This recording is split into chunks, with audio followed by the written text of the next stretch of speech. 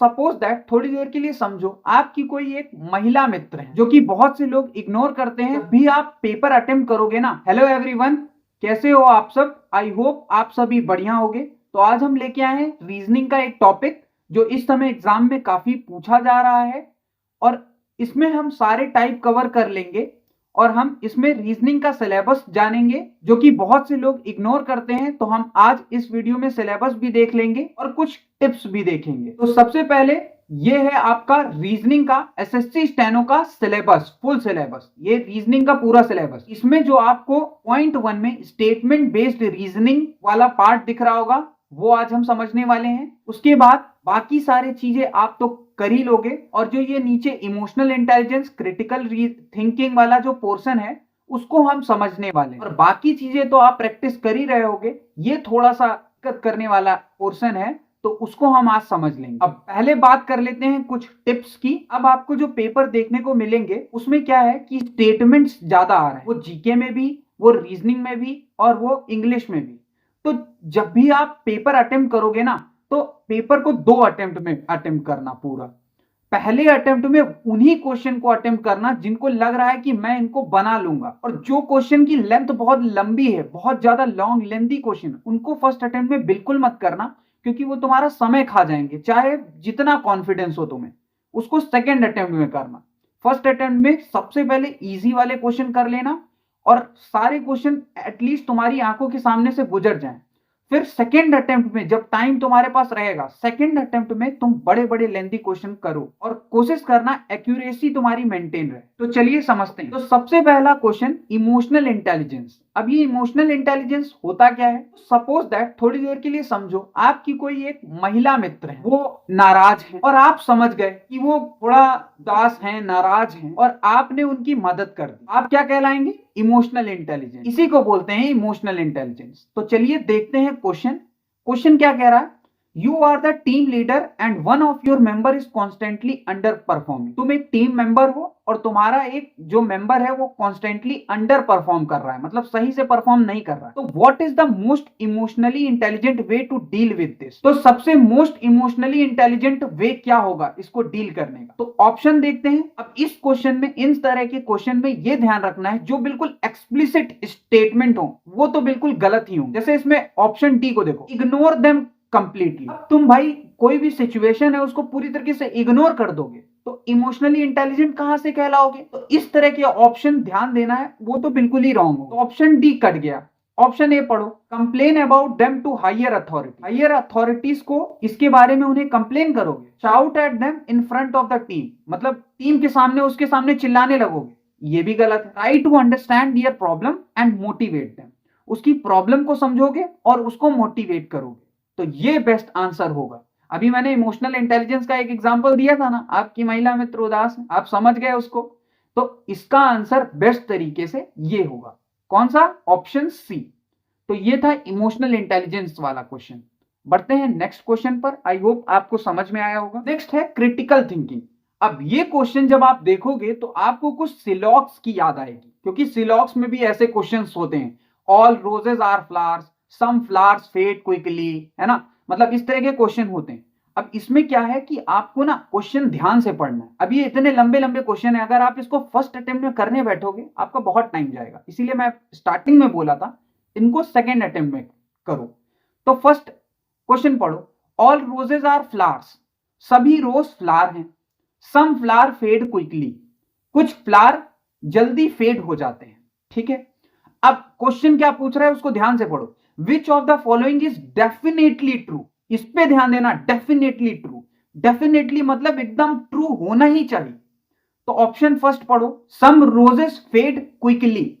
ठीक है, देखो जितने रोज हैं वो सभी फ्लावर हैं, है ना, तो कुछ रोज भी क्विकली फेड हो सकते हैं, लेकिन क्या ये डेफिनेटली ट्रू होगा? मे बी, नहीं भी हो सकता है। तो पहले सारे ऑप्शन पढ़ें। दूसरा ऑप्शन है ऑल फ्लावर्स आर रोजेस, जितने भी फ्लावर हैं वो सभी रोजेस हैं। अब ये तो गलत हो गया, क्योंकि ऑल रोजेस आर फ्लावर है। पहला स्टेटमेंट पढ़ो, ऑल रोजेस आर फ्लावर, तो सारे फ्लावर रोजेस होंगे, ये कैसे पता चलेगा? ये तो कुछ कहा ही नहीं जा सकता। ऑप्शन सी पढ़ो, सम फ्लावर आर रोजेस। अब देखो, ऑल रोजेस आर फ्लावर्स है, जितने भी रोज हैं वो सभी फ्लावर हैं, तो कुछ फ्लावर तो रोजेस होंगे ही ना, तो ये देखो स्टेटमेंट डेफिनेटली ट्रू वाला मिल गया ना, तो ये होगा ऑप्शन सी एकदम करेक्ट।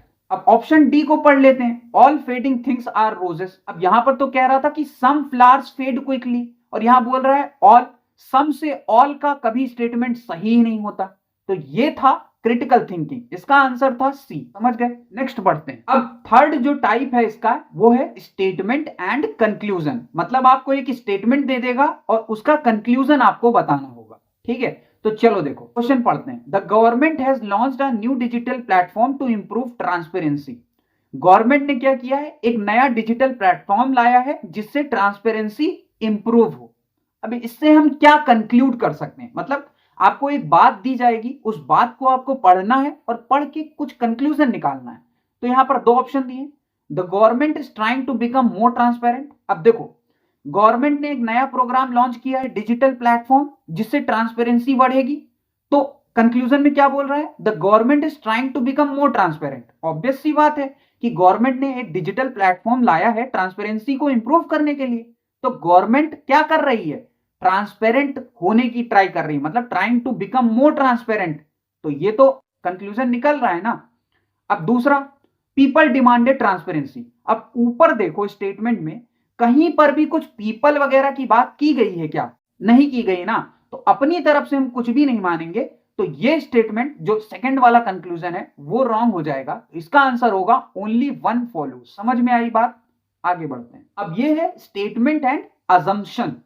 ठीक है, तो अजम्पशन का मतलब समझते हैं। अजम्पशन क्या होता है? मतलब अगर हम कोई चीज लिख रहे हैं तो उसको कुछ एज्यूम करके लिखेंगे ना। मतलब एज्यूम मतलब पहले से कुछ मान के लिखेंगे ना।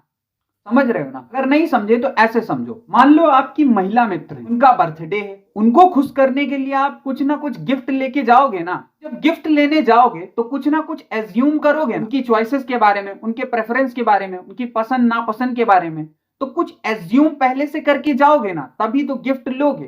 तो इसी को बोलते हैं एजम्पशन। मतलब कि जो चीज दी है, जो लिखी है स्टेटमेंट, उसको क्या एज्यूम, क्या मानकर लिखा गया होगा, ये आपको इस तरह के स्टेटमेंट में बताना होता है। तो चलो पढ़ते हैं statement. Buy our air purifier, हमारा एयर प्यूरिफायर खरीदो। द क्लीनेस्ट एयर गारंटीड, उससे क्या होगा? तुम्हें बिल्कुल क्लीनेस्ट एयर की गारंटी मिलेगी। ये एक एडवर्टाइजमेंट ने बोला है। अब अजम्पशन पढ़ते हैं। People are concern about indoor air quality. अब देखो ऊपर क्या बात हो रही थी? बाई आर एयर प्यूरिफायर, मतलब मेरा एयर प्यूरिफायर खरीदो। और नीचे क्या है? People are concern about air quality, indoor air quality.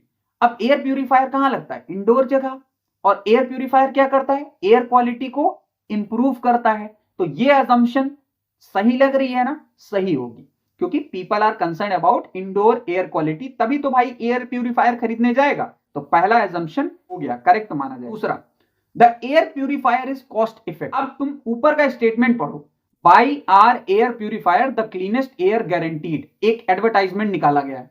अब इसमें कैसे तुम कहीं पर ये एज्यूम कर पा रहे हो कि एयर प्यूरिफायर कॉस्ट इफेक्टिव है? कॉस्ट की तो कुछ बात ही नहीं हुई है, कुछ मतलब कॉस्ट का तो कुछ अजम्पशन लगा ही नहीं सकते। तो कैसे तुम कह सकते हो कि ये अजम्पशन है?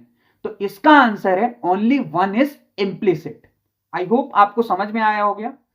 एजम्पशन में सिंपली ये है कि जो लिखा है उसको क्या एज्यूम करके लिखा गया है, क्या मानकर लिखा गया है, वही होती है अजम्पशन। बात करते हैं last type, statement and argument. Should online classes be continued even after school reopen. अब ये स्टेटमेंट उस टाइम का, जैसे लॉकडाउन लगा था तो उसके बाद से स्कूल रीओपन हुए थे, तो लॉकडाउन के टाइम में ऑनलाइन क्लासेस चलती थी। अब जैसे ही स्कूल रीओपन हुए तो ये सजेशन दिया गया, पूछा गया कि क्या ऑनलाइन क्लासेस चलती रहनी चाहिए स्कूल खुलने के बाद भी? तो इसमें क्या आर्ग्यूमेंट दे सकते? Yes, they help in flexible learning. Obvious सी बात है, कुछ चीजें ऑनलाइन होंगी, कुछ ऑफलाइन होंगी। मतलब कुछ चीजें ऑफलाइन पॉसिबल नहीं है तो उसको ऑनलाइन करवा दिया, तो लर्निंग फ्लेक्सिबल होगी। यानी कि आर्ग्यूमेंट 1 स्ट्रॉन्ग है। दूसरा, argument 2, no student misuse phone and skip learning. अब ऑब्वियस सी बात है, जब ऑनलाइन और ऑफलाइन दोनों हो जाएगा तो स्टूडेंट जो है उसका मिसयूज करने लगेंगे। स्टूडेंट्स के दिमाग में आने लगेगा कि ऑफलाइन क्यों ही जाना, हमें तो ऑनलाइन मिल ही रहा है, ऑफलाइन क्यों जाएं। तो इस वजह से ये आर्ग्यूमेंट 1 और आर्ग्यूमेंट 2 दोनों ही स्ट्रॉन्ग है। तो इसका आंसर हो जाएगा बोथ आर स्ट्रॉन्ग। तो ये थे स्टेटमेंट वाले टाइप। इसमें 4 से 5 टाइप थे, मैंने एक एक क्वेश्चन डिस्कस किया है। ठीक है, आई होप आपको समझ में आया होगा। मैंने इमोशनल इंटेलिजेंस वाला टॉपिक कवर कर लिया, अजम्पशन, आर्ग्यूमेंट, कंक्लूजन, और भी एक टॉपिक था जो मैंने कंक्लूड कर लिया। अगर आपको पसंद आया तो इस वीडियो को लाइक करना बिल्कुल ना भूलें, और चैनल पर नए हो तो यार चैनल को सब्सक्राइब कर लो, क्योंकि ऐसी हेल्पफुल वीडियो मैं आपके लिए चैनल पर लाता रहता हूं।